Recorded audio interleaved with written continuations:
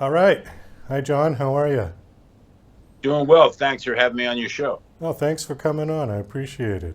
I got a kick out of your bio. The funniest lawyer in New Jersey?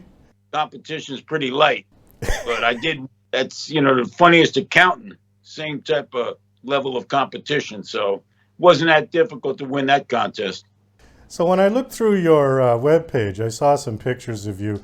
What looked like you were doing stand up. But was that stand up or was that TED Talks? No, that was stand up. Been doing that for 30 years. You know, I hadn't really thought about it before, but actually, a courtroom lawyer and a stand up comedian isn't that far off, except for the humor side of it, because you're essentially trying to get the jury to come to your side and either justify the conviction based on the facts or an acquittal, as opposed to a stand up, which is trying to get the audience on your side to justify laughing or not, right? You are 100% correct. That's an incredible analysis because, in essence, you're standing before people and you're trying to win them over in some way. I find comedy actually harder than the trial skills. I think so. I've interviewed several stand up comedians, and I have a lot of respect for them because you are just out there on your own. You're naked. You've got no script, particularly, except for what you've memorized your bit for 10 minutes or 15 or whatever it is. I've never seen any self respecting stand up use notes or note cards or something. You can't do that. And Correct. and then you've got that sort of outside chance of a heckler. And if you don't put the heckler down, you're done, right? He's won.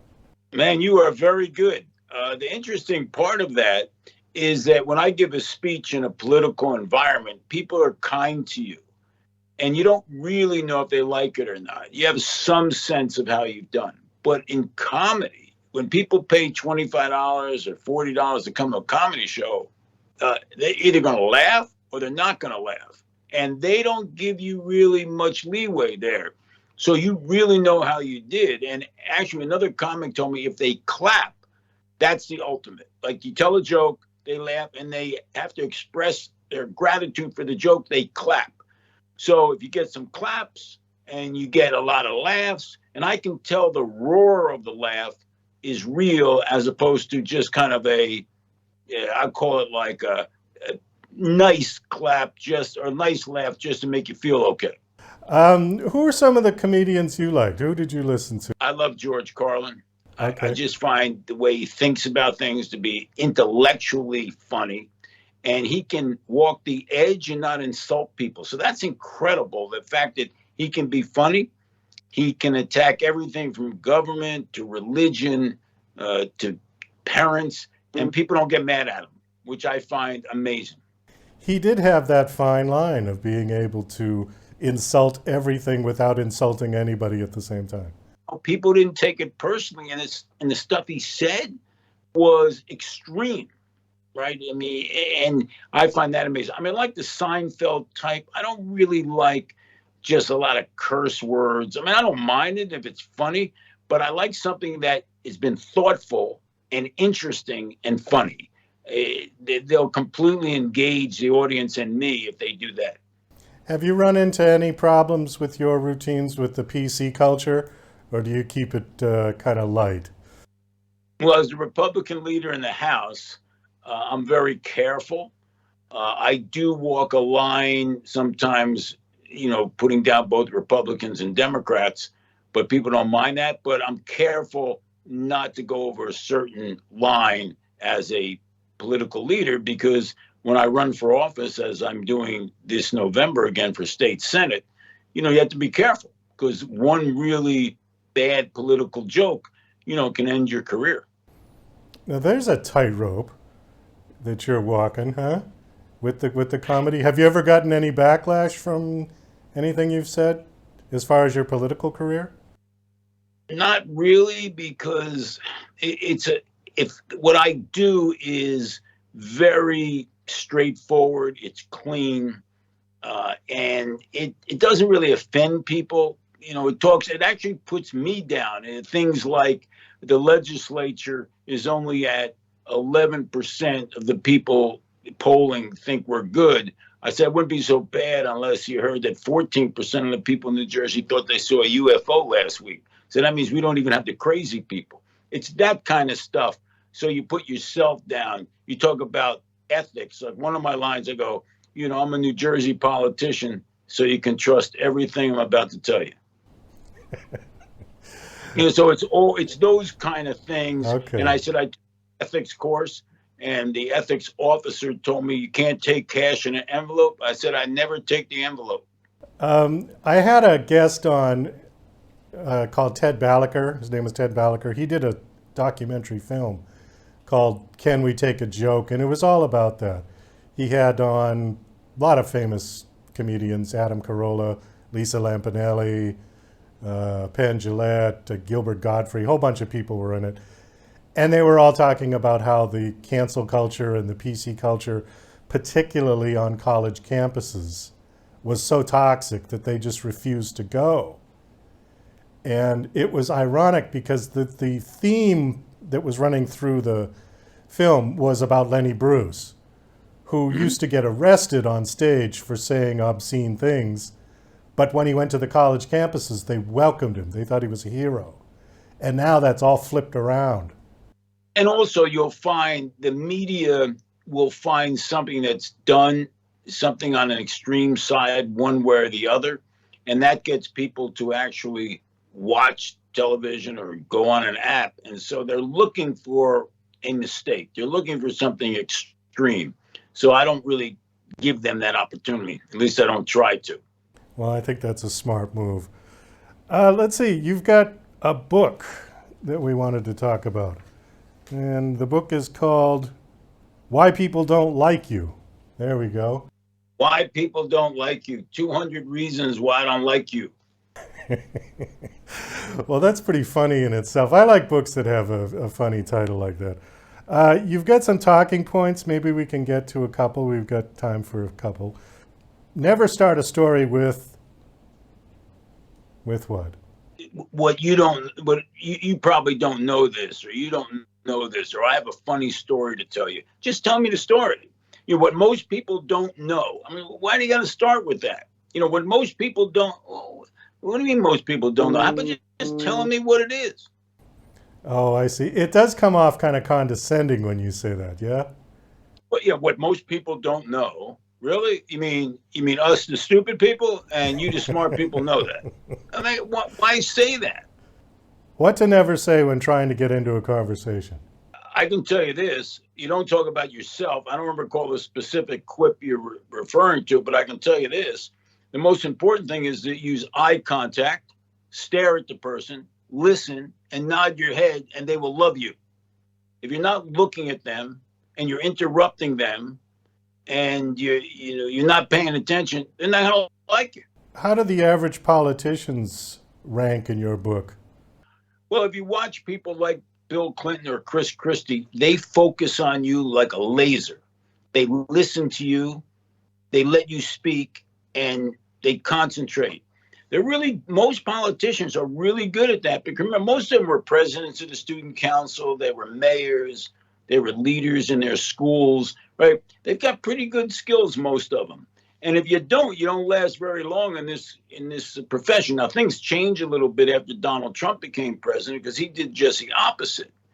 So there was this fine line between being too politically correct, too neutral, too nice, and then we went to President Trump. Now we're back with Joe Biden, who's the old-time politician. So the pendulum's been swinging back and forth.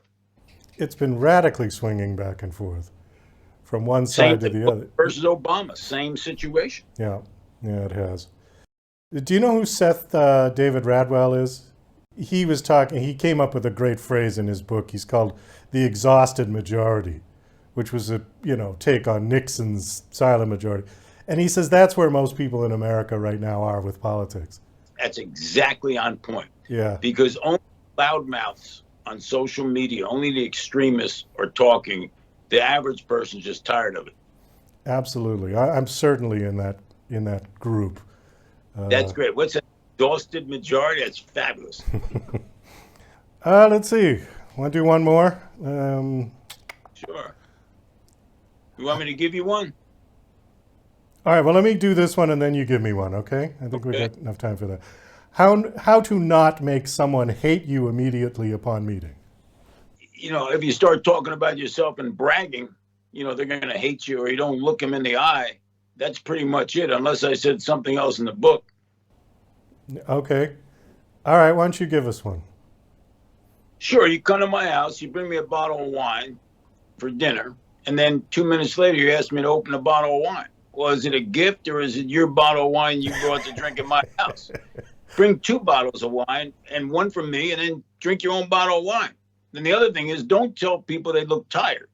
Telling people they look tired should come from their mother or their doctor, not from you, because basically you're telling the person they look terrible. Yeah, that's true. There's no good way to look tired, I don't think. Why tell people that? Why say anything negative to anybody? It makes no sense. You're not going to convince them of anything, so why tell them something that is not helpful, not nice, not charitable? It makes no sense. So the book is all of these kind of anecdotes. Is that what it is? Just yeah. Yeah, and then have little pictures like this, right? So an example would be, let me go over here, right? An example, you go out for dinner with another couple.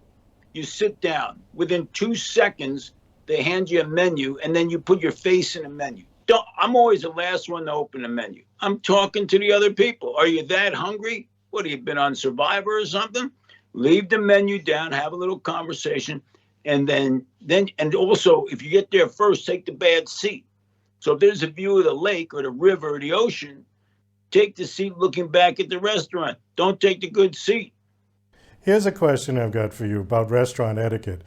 If you go out with a group of people, should one person order for everybody, or should everybody order separately? In today's world, look, I don't think it's a good idea. People are so picky today. Like, I'm not ordering for anybody. I may order some extra stuff if I'm picking up the bill. I may say, bring this for the table or bring that for the table and put it in the center. That's okay. But ordering for people are terribly picky about what they want. I'm not ordering for if I order for my wife, hey, try that one on for size. So aside from ordering for your children, that's about it, yeah? Yeah, I don't think it's a good idea to say, hey, by the way, everyone's going to have the sea bass. Oh, really? Is that what you're going to do? I don't think so. People more than ever, maybe 20 years ago, if I'm picking up the bill, as I said, I always add something for the table. I can pick the wine out. That's because I'm paying. But if I'm not paying, I'm not ordering anything for anybody. All right. Well, I think that is the key, if the person's paying. And I think there's some cultural thing to that too, because I went out with a Chinese businessman several years ago, and we went out and there was a group of us. He ordered for everyone. But I think it's the way that the food, because Chinese food comes on a huge platter, right? So he just kind of went around the table and said, does everybody like the lobster? Does everybody like shrimp? And then he just ordered in Chinese and all the food started coming out. Well, that makes perfect sense. If he's taking you to a Chinese restaurant, he's Chinese, and I'm going to assume he's paying for it for our purposes, right? Oh, yeah. That makes him, because he's doing a lot of different dishes and bringing that out. At the Belmont Tavern, which is a famous place in New Jersey, I've gone out with people because really it's one of those local places. And the fellow took us and said, give us this, give us that. If you're ordering enough different dishes like that, that's fine, right? But those are special places. You go to a regular restaurant, it's hard to order like 4 different dishes if the entree is a sirloin steak, sea bass, salmon, and pasta, right? How do you split that stuff up? But family style, I can see that. We do have to wrap this up. Unfortunately, we are out of time. Do you want to give out your website? Sure. All you have to do is go to jonbramnick.com and you'll see that, or go to Amazon and order the book. Then you don't even have to read about me. You can just get the book and you can find out why people don't like you. How long has the book been out? A couple years. but I haven't really. I just started promoting it. I was giving it away just as a politician. I'd give it to people. So when I showed up at your house for dinner, I'd give you this and a bottle of wine. Oh, there you go. And I keep it myself, by the way, just so you know. All right, John. Thanks so much.